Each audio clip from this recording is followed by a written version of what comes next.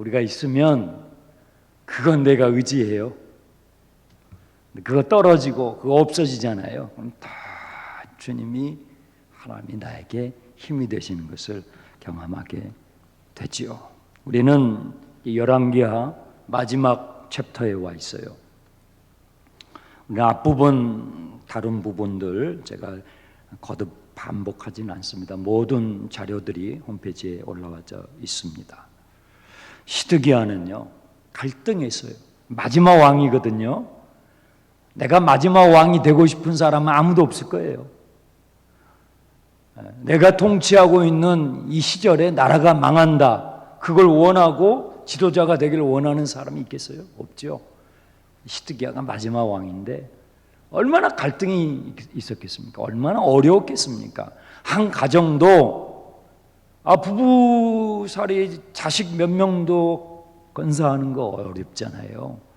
그런데 한 나라를 기울어져가는, 무너져가는 붕괴 직전에 있는 그 나라를 마지막으로 내가 통치해요. 이거 정말 아무나 못해요. 갈등하는 거예요. 세상에서 말하는 명분을 쫓아갈 것이냐, 하나님의 말씀을 쫓아갈 것이냐, 세상에서 말하는 대의를 쫓아갈 것이냐, 하나님의 말씀을 붙잡을 것이냐, 이건 진짜 이 시드기야 입장에 들어가면 정말 어려운 거예요. 시드기야는 그 말씀과 세상의 시류 사이에서 갈등하며 세상의 대의 명분을 쫓아가기를 선택해요. 우리는 선택하잖아요. 그 결과가 뭐예요? 다 잃어버리는 거예요. 오늘 본문이 다 잃어버렸다는 얘기예요. 다 빼앗아가며, 다 끄서가며, 다 약탈해가며, 그 이야기예요. 전부 그 이야기예요. 다 뺏어갔다는 거예요. 외양간에 양도, 소도, 소출도, 열매도 다 가져갔다는 얘기하고 있는 거예요. 자식들이 두 눈을 뜨고 있는 앞에서 자식들이 다 죽어요. 그것만 아니에요. 시드기야의 두 눈이 뽑혀요. 7절이죠. 시드기야의 두 눈을 뽑아버려요. 바벨론의 왕이. 얼마나, 그러니까 일벌백계죠. 다시는 이 예루살렘이 바벨론을 저항하지 못하도록, 너희가 저항하면 이렇게 돼, 보여주는 거예요.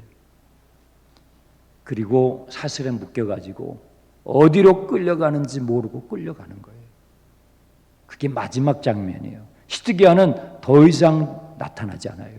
그것이 그 인생에 남긴 마지막 흑백 사진 한 장이에요.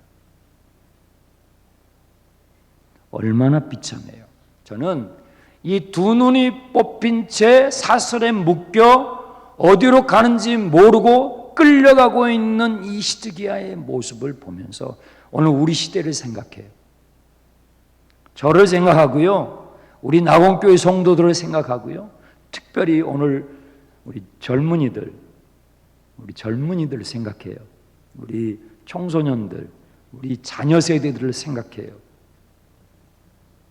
제가 이렇게 자녀 세대들, 다음 세대들 표현을 사용하면 우리 부모 세대들이 좀 서운할 수 있죠? 아니에요. 그렇지 않아요. 우리의 제일 큰 기도 제목이 뭐예요? 자식. 그렇지 않아요? 그래서 우리 모두의 공통된 바람이기 때문에 우리 시대를 생각하고 우리의 자녀 세대들을 생각해요. 왜냐하면 우리 자녀 세대들이 두 눈이 빼앗긴 세대 같아요. 두 눈을 뺏겨요. 두 눈을.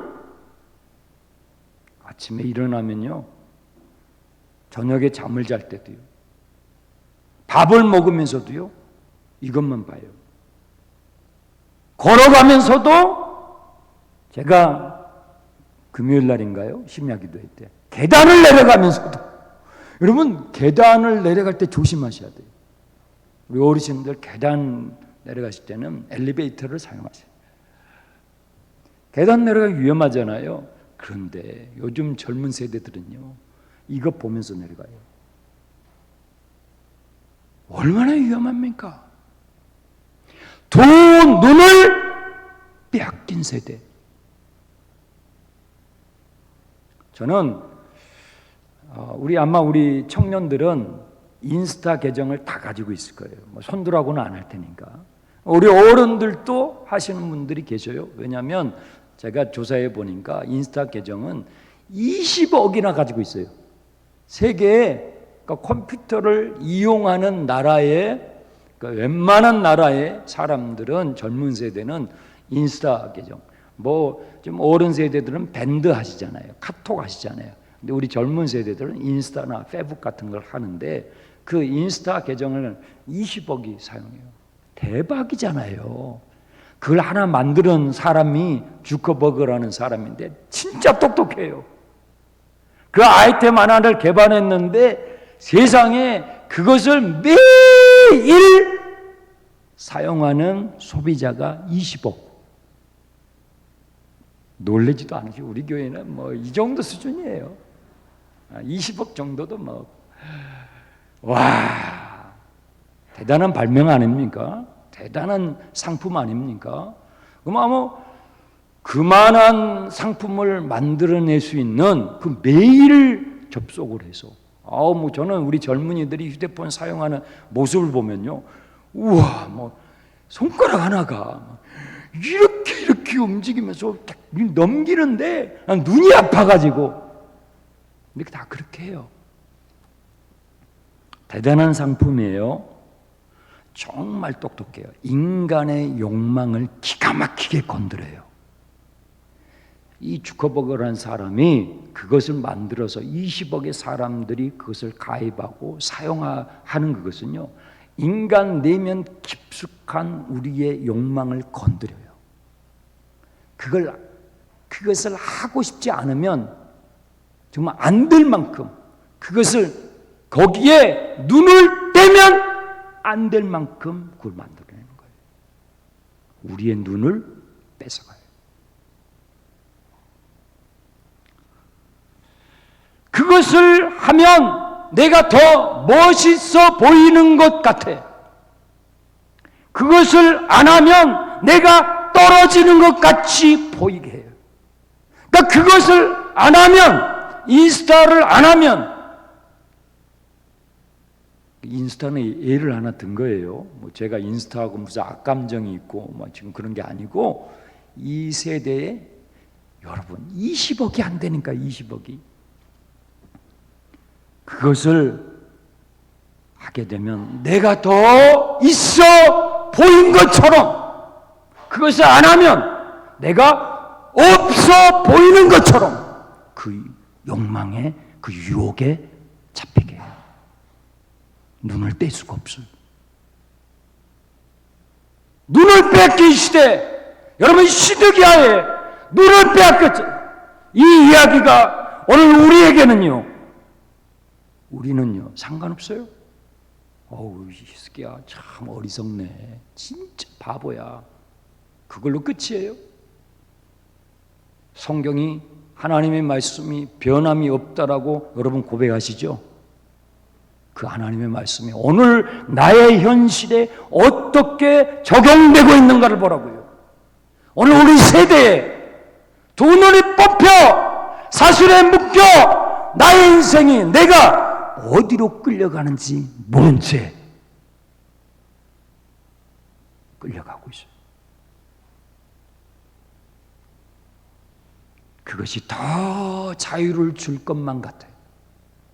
그것을 하면 내가 더 멋있어 보이고, 더 고상해 보이고, 더 있어 보이고, 더 괜찮아 보이고, 더 똑똑해 보이고, 더 나아 보이게, 그러니까 눈을 뗄 수가 없어요.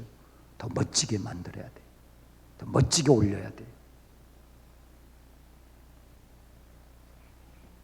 더 자유를 줄 것만 같은 그것이 우리에게 자유를 주지 않아요.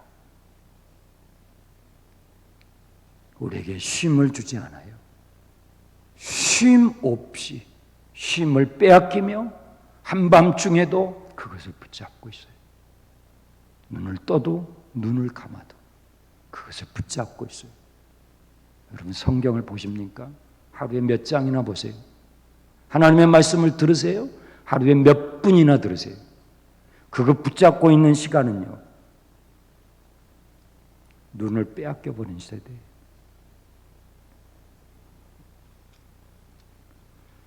진정한 평안, 진정한 자유가 없어요. 없어요. 사람들이 말하는 명분과 대의를 따라가면 히스기야는 거기서 신뢰를 얻고 정말 자유를 얻고 민족의 독립과 해방을 얻을 줄 알았잖아요. 어때요? 다 잃어버렸어요. 자유도 잃어버리고 소중했던 자식들의 생명, 자기의 두 눈까지 다 뽑혀 인생을 통째로 다 날려버렸어요. 터진 웅덩이죠. 터진 웅덩이. 쏟아도 고이지 않는 터진 웅덩이. 거기에 수많은 사람들이 자기의 소중한 시간을, 인생을 쏟아버리며 살아가고 있습니다.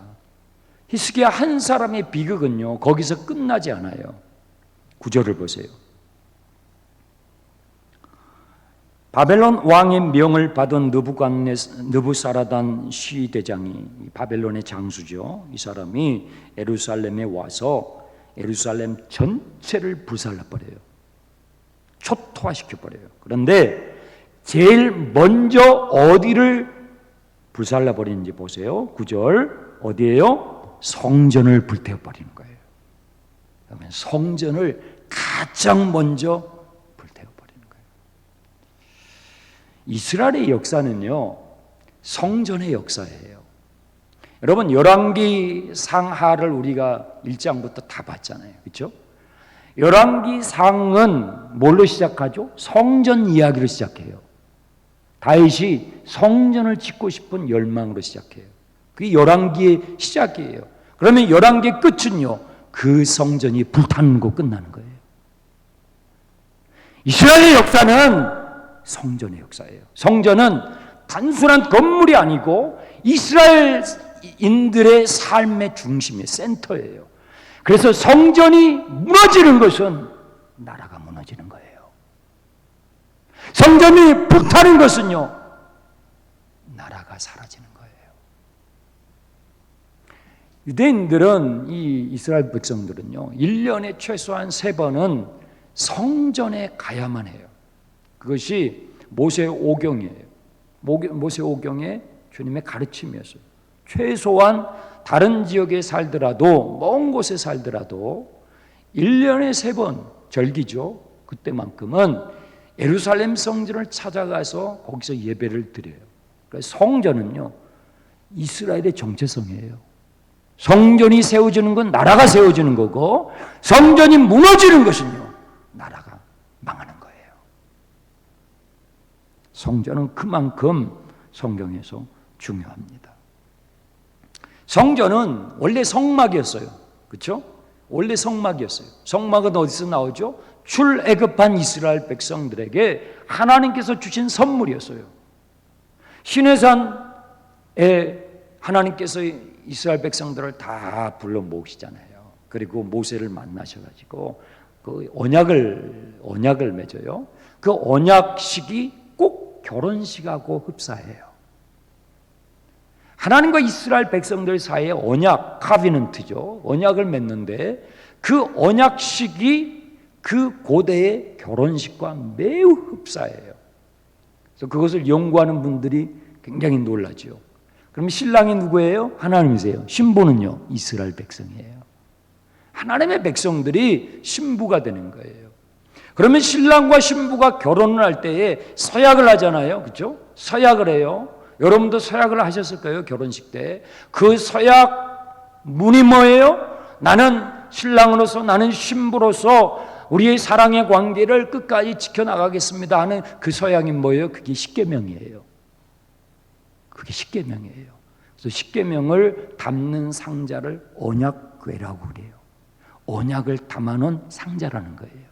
그 언약궤가 신랑과 신부 사이의 언약이기 때문에 이것을 잘 지키겠노라고 너무나 소중한 것이기 때문에 광야를 지나갈 때, 우리 인생의 광야를 지나갈 때에 잊어버리지 않도록. 예, 아멘이죠. 잊어버리죠. 그거 잊어버리면 큰일 나요. 잊어버리지 않도록 성막을 주신 거예요. 그 성막에 가장 소중한 거기에다가 그 언약궤를 담아서 이동할 때마다 가지고 가게 하신 거예요. 움직이는 성전이었는데 이 성막을 다윗이 왕이 되고 나서 나는 이렇게 화려한 왕궁에서 편하게 있는데 하나님의 언약궤는 하나님 임재를 의미하는데 그 하나님의 언약궤는 초라한 천막에 이렇게 있는 모습이 너무 죄송스러워서 주님, 제가 성전을 세워드리고 싶습니다. 허락해 주십시오. 얼마나 기특해요. 그렇죠? 얼마나 기특해요. 그래서 나단 선지자도 무릎을 치고 너무나 좋은 생각입니다. 어떻게 그렇게 좋은 생각을 하셨습니까? 했는데 하나님께서 나단 선지자에게 말씀하셔요. 그게 아니야. 다윗에게 말해라. 너가 나를 위하여 집을 짓겠느냐. 인생이 어떻게 하나님을 담을 수 있는 집을 짓겠어요? 그분 만왕의 왕이신데 그분을 모실 만한 집을 어떻게 인생이, 우리 같은 인생이 그걸 짓겠냐고요. 너가 나를 위해서 집을 짓겠느냐? 근데 너가 품은 그 마음이 참 예쁘고 가상해서 내가 너의 집을 지어주마. 하나님께서 다윗을 축복하시잖아요. 이게 아름다운 얘기죠. 그렇게 열왕기가 시작이 됐는데 바로 그 성전이 어때요? 지금 여기서 활활활 불타는 거예요. 재가 돼 가는 거예요. 기가 막힌 순간이죠. 성전이 있는 한 예루살렘은 무너지지 않을 것이다. 하나님의 성전이 있는 한 우리 유대인들은 노예가 되지 않을 것이다. 우리나라는 무너지지 않을 것이다. 이제 헛된 신앙이에요. 우리는 헛된 신앙을 가지고 있어요. 우리는 헛된 신학을 가지고 있어요. 제대로 된 신앙, 제대로 된 신학을 가지고 있어야 되는데 우리가 예루살렘의 성전이 있는 한 예루살렘은 무너지지 않을 거야 하는 헛된 신앙, 헛된 신학에 사로잡혔어요. 그런데 하나님께서 보라는 듯이 다 불태워 버렸어요. 그렇게 하신 이유가 있죠. 그것은 신부된 이스라엘 백성들이 마치 바람이 난 고멜처럼 살아가면서 당신이 나의 신랑이니까 나를 지켜줄 것이라고 착각하는, 하나님 그거 원치 않는다는 거예요.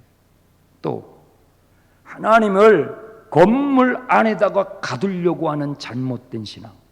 여러분, 하나님은요 제한받지 않으세요.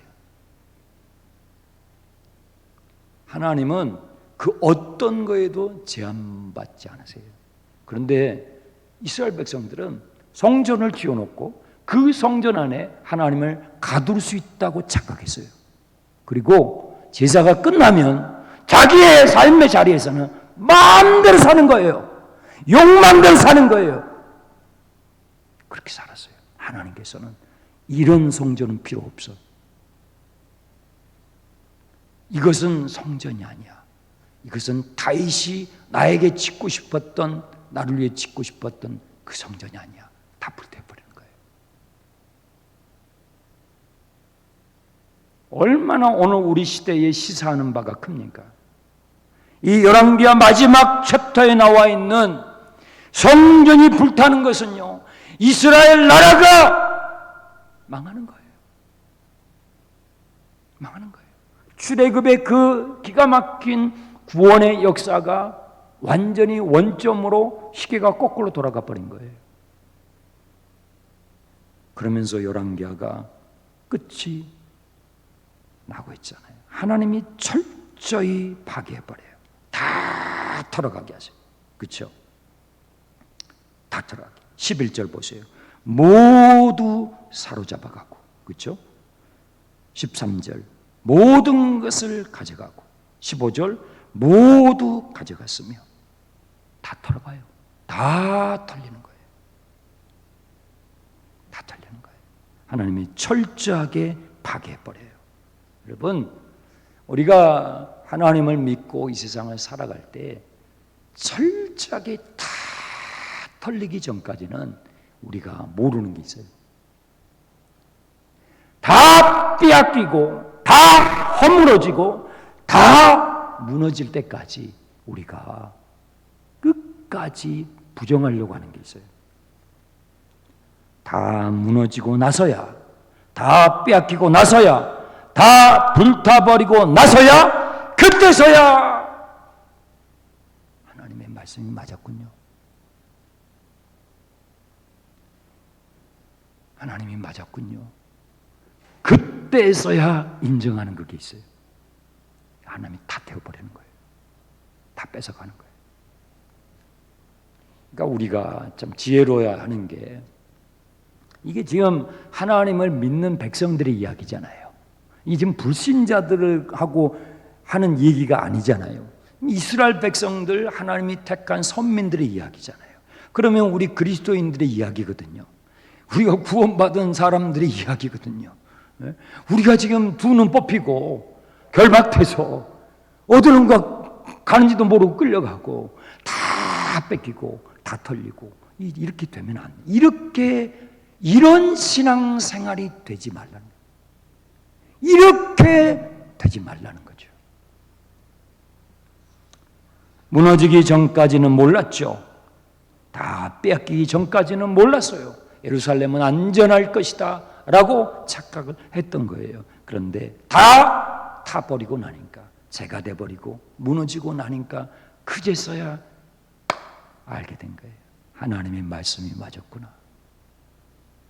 저것이 진짜 성전이 아니었구나. 저것이 진짜 예배가 아니었구나.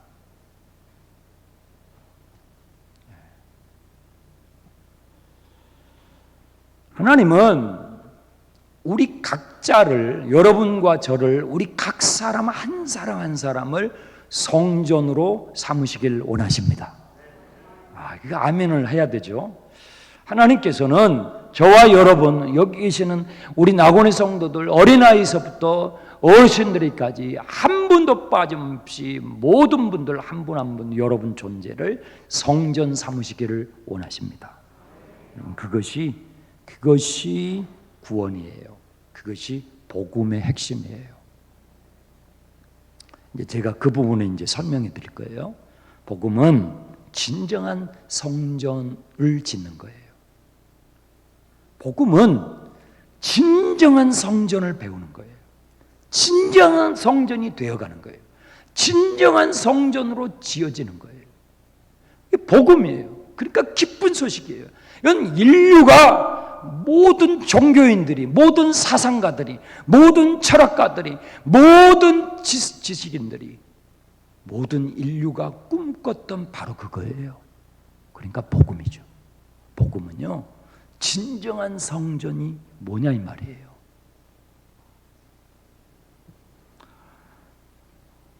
사도 요한은 마태, 마가, 누가, 요한복음이 복음서인데 주님의 그 행적을 기록한 복음서 가운데서도 특별히 사도 요한은 이 진정한 성전에 대한 관심이 지대했어요.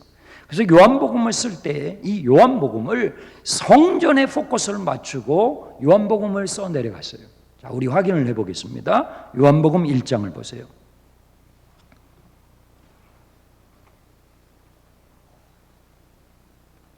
요한복음 1장입니다. 우리가 이미 요한복음을 다 다루었지만 우리가 워낙 또 머리가 좋잖아요. 그죠? 그래서 또 이렇게 반복을 하면 떠오를 겁니다. 요한복음 1장 39절 보세요.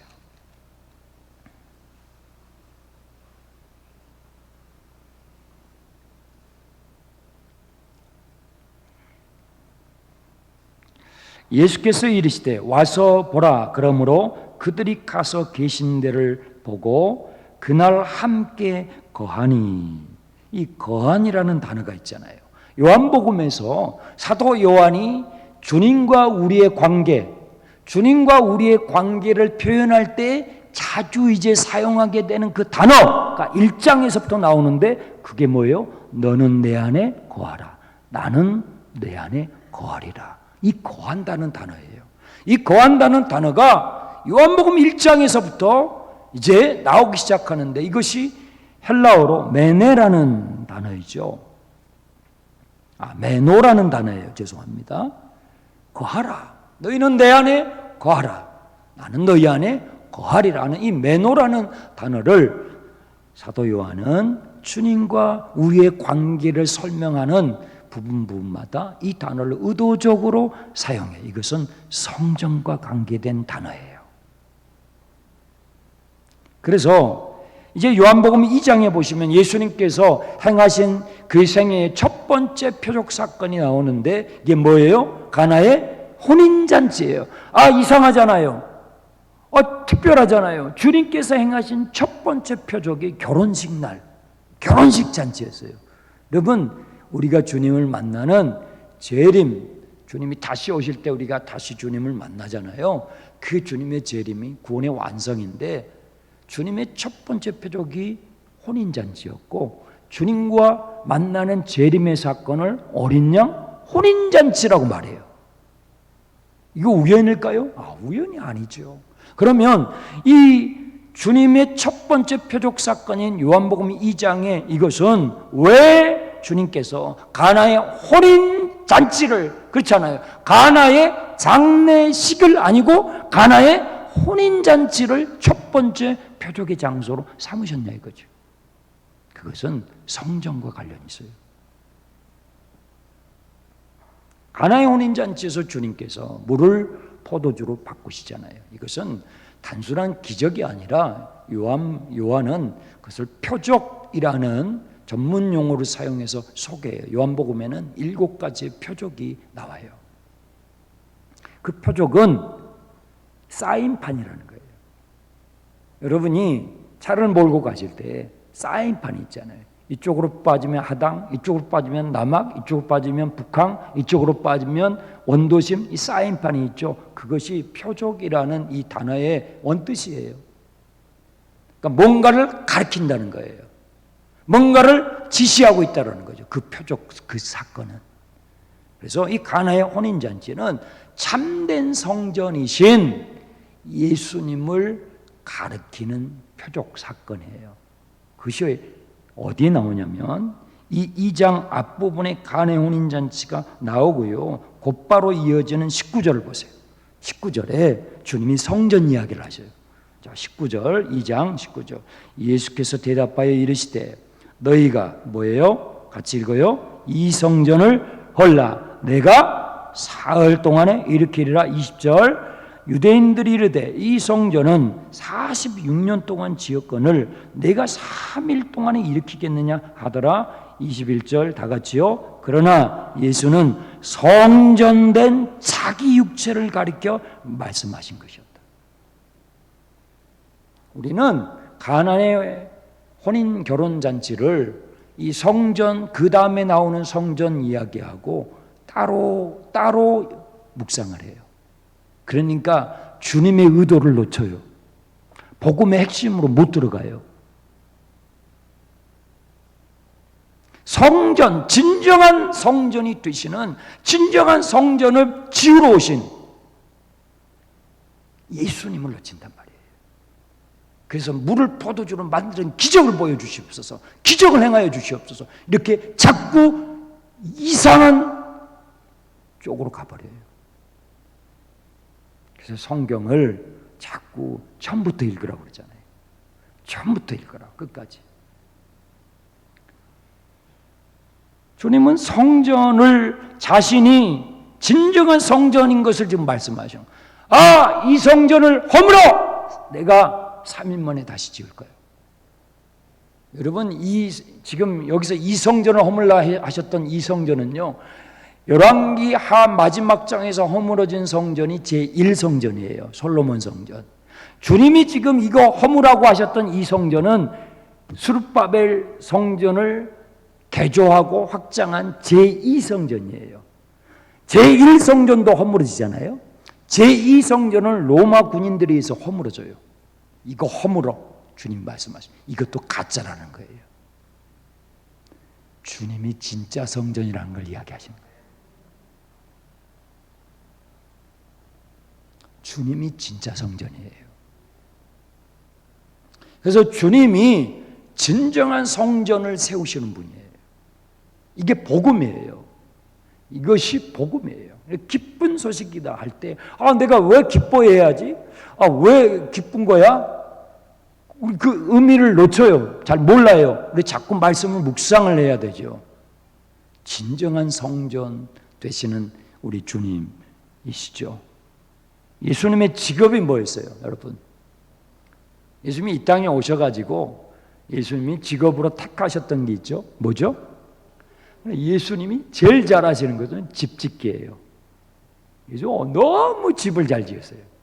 그래서 제자들이 헤롯이 이 증축하고 있는 예루살렘 성전을 보면서 놀래가지고 막 거대하고 화려하고 번쩍번쩍 하니까 주님 이것 좀 보십시오. 이 성전의 화려함을 보세요. 이 대리석을 보십시오. 대단하지 않습니까, 주님? 어마어마하네요. 그때 주님 뭐라고 하셔요? 이것을 허물어라. 내가 3일 만에 지으리라. 주님은요, 가짜 성전을 다 허물러 오시고요, 진짜 성전이 뭔지 보여주러 오셨어요. 그래서 주님이 얼마나 이 목수를 잘하시냐면 3일 만에 지으세요. 인간들이 수백 년 지어도 못 지어요. 진정한 성전을. 또 실패하고 또 실패하고. 종교를 만들죠. 그렇죠? 하여튼 별의별 종교를 다 만들어요. 만들어요. 그런데 또 실패해요. 또 실패해요. 또 실패해요. 철학을 만들어요. 사상을 만들어내요. 그런데 진정한 성전이 아니야. 또 실패해요. 또 실패해요. 또 실패해요. 예수님이 왜 오셨냐면 진정한 성전이 뭔지 보여주러 오신 거예요. 그러니까 복음이에요. 그러니까 복음인 거예요.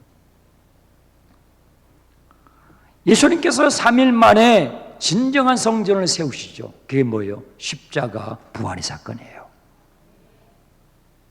십자가 부활의 사건은 진정한 성전 짓기예요. 진정한 성전을 지으시려면 저와 여러분을, 마귀에게 빼앗긴 우리를 주님께서 되찾아와야 우리를 성전 삼으실 거 아니에요.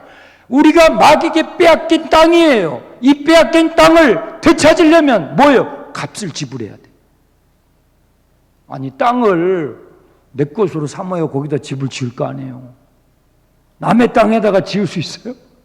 남의 땅에다가 지으면 남의 거예요. 그러니까 주님이 성전을, 우리를, 저와 여러분을 진정한 성전으로 삼기 위해서 어마어마한 값을 지불해요. 자신의 생명을 투자해요. 여러분, 우리가 보통 존재가 아니에요. 여러분이 집에서 참 부부싸움하고 또 부모와 자식 간에 이렇게 옥신각신하고 하면 꼴로 보기 싫잖아요. 안 그래요? 저는 그러던데. 우리 솔직해집시다. 그러잖아요. 진짜 그런데 왜 성경이 복음이냐면 세상에 그런 우리들을 위해서 주님께서 자기의 생명을 내놓으세요. 우리를 성전 삼으시려고. 그게 십자가예요. 그게 부활의 사건이에요. 내가 3일 만에 지으리라. 내가 3일 만에 진짜 성전을 지으리라. 내가 3일 만에 인간은 지을 수 없어. 어떤 철학도 사상도 논리도 인간이 만들어낸 예술도 문학도 지을 수 없어. 그것을 내가 3일 만에 지으라. 여러분, 그것이 십자가 부활의 사건이에요.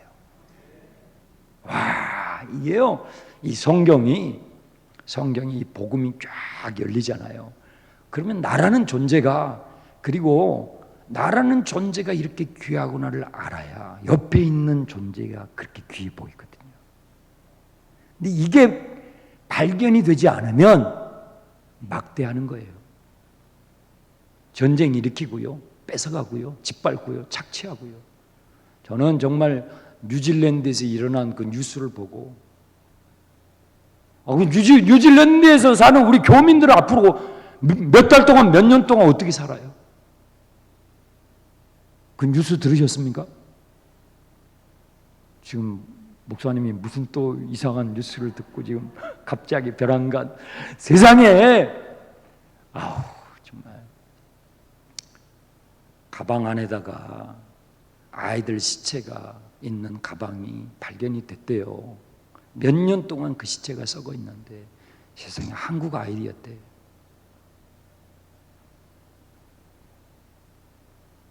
이게 뭐냔 말이야 이게. 뉴질랜드에서, 우리나라 뉴질랜드에서, 이 우크라이나의 전쟁도 정말 깝깝하지만 인간이 너무 죄인 아닙니까? 희망이 있어요? 여러분, 인간이, 그 뉴질랜드는요 굉장히 청정한 지역이잖아요.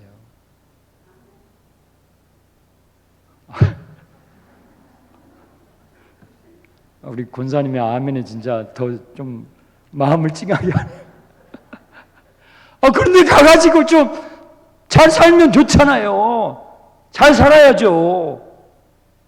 세상에 자식을 죽여가지고 몇 년 동안 그 가방에 썩어가지고 나뒹굴다가 발견된 거예요. 조회해보니까 한국 아이. 세상에. 그 지금 생모를 찾고 있대잖아요. 가장 유력한 범인. 참, 이런 악한 우리들을요, 주님이 우리를 성전으로 삼으시기 위해서 자신의 생명을 내어놓으셨다는 이것은요, 이건 전유라는 거예요. 이건 기절하는 거예요. 한번 다 기절해 보세요.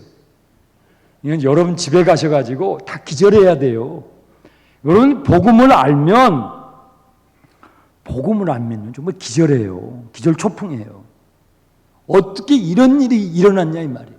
어떻게 나를 위해서, 어떻게 나 같은 이런 악한 죄인 나를 위해서 세상에 이런 일이 벌어졌냐 이 말이에요. 이 가짜 성전을 허물어라. 내가 3일 만에 세우리라. 이게 복음이에요. 이게 복음의 핵심이에요. 더 이상 주님께서 십자가를 지시고 부활하심으로 인해서 우리는 더 이상 건물 성전을 필요치 않게 됐어요. 얘는 더 이상 건물 성전이 필요. 그러면 왜 이런 예배당 건물이 필요하냐? 우리는 예배당 안에 들어와서 참된 성전이 무엇인지를 배우는 거예요. 배우고 그래서 발견하여 여러분의 삶 현장에 돌아가 참된 성전으로 살아가는 거예요. 그런 의미에서 건물이 필요한 거지 그 외에는 필요치 않아요. 우리는 이 건물 안에 하나님을 또 가두려고 그래요. 이 건물 안에서의 우리의 신앙을 가두려고 그래요. 아니요. 주께서 우리에게 코로나를 통해서 뼈저리게 지금 가르쳐 주셔요. 너 건물 안에 갇히지 마라. 너희의 예배를 건물 안에 갖추지 마. 너희의 신앙을 건물 안에 갖추지 마. 이제는요, 예수 그리스도의 십자가 부활 사건을 통해서 우리는 어디서나 예배합니다. 어디서나 주님을 찬양하고, 어디서나 제사하고, 어디서나 성전이에요. 나로 말미암지 않고는 하나님 아버지께로 갈 수 없느니라. 그것을 뒤집어 보세요. 나로 말미암으면 어디서나 하나님 앞에 나아간다. 예수가 진짜 성전이에요. 예수 안에만 있으면 나 성전이 되는 거예요. 예루살렘에 여러분 돈이 부족해가지고 성지순례 꼭 꼭 안 가도 돼요. 꼭 가야 되는 건 아니에요. 목사님, 예루살렘의 성전 한번 봐야죠. 예루살렘에 가도 성전 없어요. 거기에 모슬렘 사원이 떡 있지 성전이 없어요. 없어요. 진짜 성전은 예수예요. 예수. 그래서 복음은 새집 짓기, 나를 새로운 존재가 되게. 자, 사진을 보여주세요. 자, 복음은 새집 짓기, 참된 성전을 짓는 거예요. 이게 복음이에요. 복음을 하면 기쁜 소식인데 하나님께서 독생자를 주신 거야. 이것은 복음을 이해하고 있지만 그 깊이를 아직 도달하지 못한 거예요. 그 의미의 깊은 의미를 꿰뚫고 있지 못해요. 구약과 신약의 계시를 아직 나에게 다 흡수를 못하고 있는 거예요. 복음은 새로운 존재가 된 거예요. 내가 악한 내가 어떻게 자식을 죽여서 가방에 넣어가지고 버리냐 이 말이에요. 그렇게 악한 내가 새로운 집이 되는 거예요. 새로운 존재가 되는 거예요. 새로운 성전이 되는 거예요. 그런데 이 성전을 이 어마어마한 인류의 대프로젝트죠. 이 프로젝트를 하실 때 이것을 설계하신 분이 누구냐면 성부 하나님. 할렐루야. 이것을 여러분 건물을 지으려면요 설계를 해야 돼요. 설계사를 잘 선택을 해야 돼요. 그냥 후루꾸로 이제 이런 말이 나오는 것은 여러분의 이해를 돕기 위함입니다. 수준 떨어져 이런 말 하지 마시고, 여러분 돌팔이 이런 말 하잖아요. 그런 설계사를 하면 여러분 설계 도면이 안 나와요. 설계 도면이 제대로 안 나오면 그 건물이 부실해지는 거예요. 그래서 정말 백만장자들은 건물을 지을 때 그 나라에서 최고의 설계사를 데려와요. 자기 나라에 없잖아요. 자기 나라에 없으면 해외에서 데려와요. 해외에서. 그래서 여러분 서울에 가시면 서울의 랜드마크들 이렇게 있잖아요. 짓잖아요. 그 설계사들이 한국에 있는 설계사들이 아니에요. 거기는 세계 탑 클래스에 있는 설계사들을 공개적으로 엄청난 세금을 줘가지고 설계 도면을 뽑아내요. 건물을 올리기도 전에 어마어마한 정말 천문학적인 돈을 주고 설계 도면을 뽑아요. 그걸 가지고 건물을 짓는데 여러분 놀래보시라. 나를 새롭게 설계하시는, 나를 새로운 존재, 나의 영과 혼과 육체를, 나의 존재를 새 집으로, 새로운 존재로, 새로운 성전으로 설계하신 분이 창조주 하나님이십니다. 여러분 존재를 아시겠어요? 여러분이 얼마나 가치 있는 분인지. 그리고요 그 설계 도면을 가지고, 설계 도면만 있어 갖고는 안 돼요. 그 다음에는 땅이 필요해요. 자재가 필요해요. 투자자가 있어요. 투자자. 그 건물이 지어지려면 투자를 해야 돼. 누군가 투자를 해줘야 돼요. 우리는요 저나 여러분이 가지고 있는 택도 없어요. 지을 수도 없어요. 여러분이 가지고 있는 경험, 아는 지식, 택도 없어요. 안 돼. 그런데 기가 막힌 투자자가 나타나셨어요. 그분이 성자 하나님이세요. 그리고 그것만 갖고 안 돼. 그 설계 도면과 그 재료와 그 땅과 그걸 다 가지고 이제 기술로 실제적으로 내 영을 고치고 내 혼을 고치고 내 감정을 뜯어 고치고 나의 습관 하나하나를 다 뜯어 내 안에 들어오셔서 매일매일 내 삶의 24시간 내 안에 들어오셔서 내 안에서 뜯어 고치는 최고의 기술자, 그분이 성령 하나님.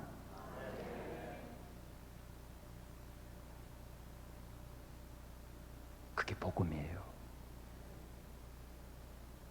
그러므로 그리스도 예수 안에 있는 자는 새로운 피조물이라. 이전 것은 지나갔으니 보라 새 것이 되었도다.